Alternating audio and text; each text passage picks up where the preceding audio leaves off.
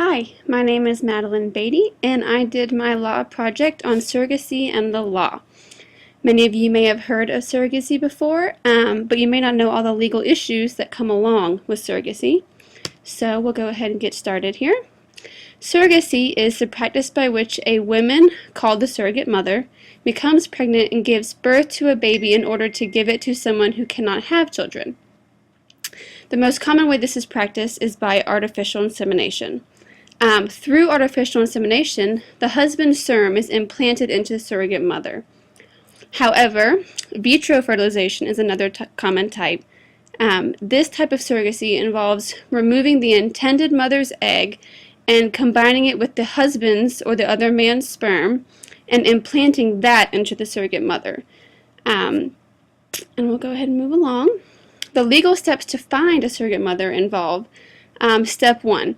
Choose the process of which surrogacy you'd like to use, whether that's artificial insemination or vitro fertilization. Choose an agency. Large agencies tend to be a better option, but they also require more money. Small agencies offer some help with little money. Independent is probably the cheapest way you could do it, but it also involves the most work for yourself. Step 3. Choose someone to counsel with to avoid complications or misunderstandings throughout the pregnancy. Here is where you're going to draw up contracts for the intended mother and the carrier. Without these contracts, this is where the legal issues start to come into play. Step 4. Choose your medical care provider. This ensures the health of the surrogate mother and the potential baby. Throughout this process, you want to make sure that the mother is in good health, and so your baby is also in good health as well. Some of the facts of surrogacy. Surrogacy has become more and more popular over the years, but surprisingly, surrogacy is not allowed in every state just yet.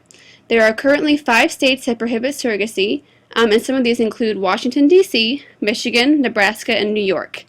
These states have statutes that ensure that surrogacy contracts are void or unenforceable. Some states also prohibit any form of compensation. So throughout the surrogacy, you actually pay the surrogate mother to carry the child for you. And these price ranges can vary depending on what agency you decide to go through. But some of these states actually prohibit you from paying the mother for carrying this child for you. Although these states are not surrogate friendly, the surrogate mother will birth the baby in the state of the intended mother. So even if you have a surrogate that's from a different state where it's not allowed to be a surrogate, you may still use her because she will actually have the baby in your state. So like I said at the bottom, this means even if the surrogate lives in a non-surrogate friendly state, she may still be chosen by someone who lives in a surrogate friendly state. Alright, and here's one of the first cases that I have found on surrogacy. This is called the case of baby M. This is a huge case, one of the first cases that came out about surrogacy, just a big issue. So the summary for this basically is the Sterns entered into a surrogacy contract with the Whiteheads, whereby Miss Whitehead was going to bear the child of Mr. Stern through artificial insemination and then relinquish the custody of the child to the Sterns upon the birth. Once the child was born, Miss Whitehead found herself unable to part with the child and sought to retain custody. So the rule of the law here was the surrogacy contract is unenforceable due to violation of both statutory law and public policy. Custody must be determined based upon the best interest of the child. So once she actually had the child, she wanted to keep the child. And a part of this is a common issue among surrogacy. Most women, become attached to the child before it's even born and can't find them parting ways with the child once it is born. So this is where contracts start to come in where they, once you sign a contract saying that the baby is born, you're going to give it up to the adoptive parents, you must do so. So there was not a contract in place for this one. Some of the issues with surrogacy. So like we just saw, was one big issue. Also, baby selling is the most common issue linked to surrogacy. Many people view surrogacy as baby selling. Someone is paying you to have their child grown in you, and once it is born, you give the baby away. This can lead to many legal disputes in court regarding custody of the child. Miscarriages also happen among 20 to 30% of pregnancies, so this number remains the same issue through surrogacy. This can become a financial issue as well.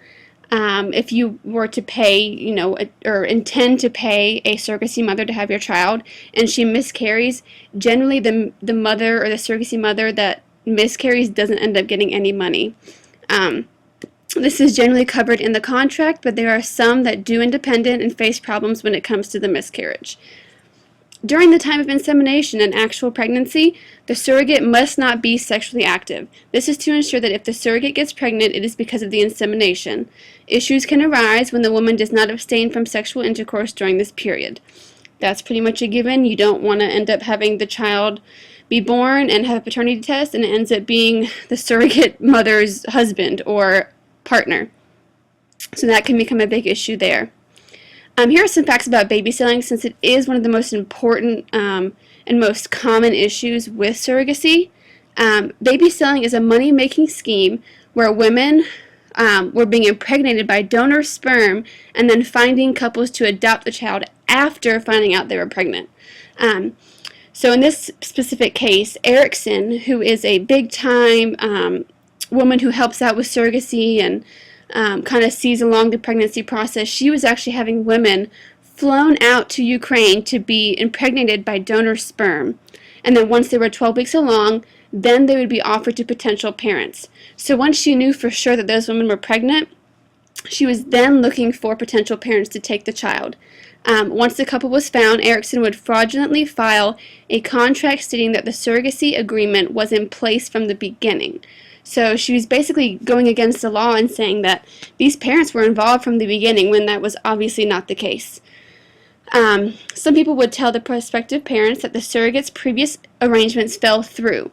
By stating this, the price for the child went up about $150,000. This was because that at this point in the pregnancy, the surrogate had passed the greatest risk of miscarriage. And that was one of the biggest issues among surrogacy. When you're paying someone to have your child, you're not wanting, you're not thinking about miscarriages as much. But once you know this person has already passed that, huge milestone, you're definitely more interested in using them and having that child. Eventually, the FBI was notified of the case through one of the surrogate mothers, and they immediately took action. Surrogacy does have a dark side. On August 7, 2014, news broke of a recent case with a Down syndrome baby being left to the surrogate mother after pregnancy. Unfortunately, this case can actually be common with surrogacy. We don't hear of these cases as much, but this is definitely something that does happen. The couple was looking into having a child through surrogacy, and they don't always consider that they could have a child that was unhealthy or have issues like this. I know that when you're going through surrogacy, you're mostly excited because you're having a child and you're finally being able to, do something that you've always wanted. And although this couple was accused of leaving the baby boy behind, the rumors ended up being untrue, thankfully. There actually was, these babies were twins, so there was a boy and a girl, and the issue here was that they were being told that the mother actually took the baby girl but left the baby boy behind, and fortunately that was not the case. However, this incident shed a light on the dark side of surrogacy and how issues like this can happen more often than we realize.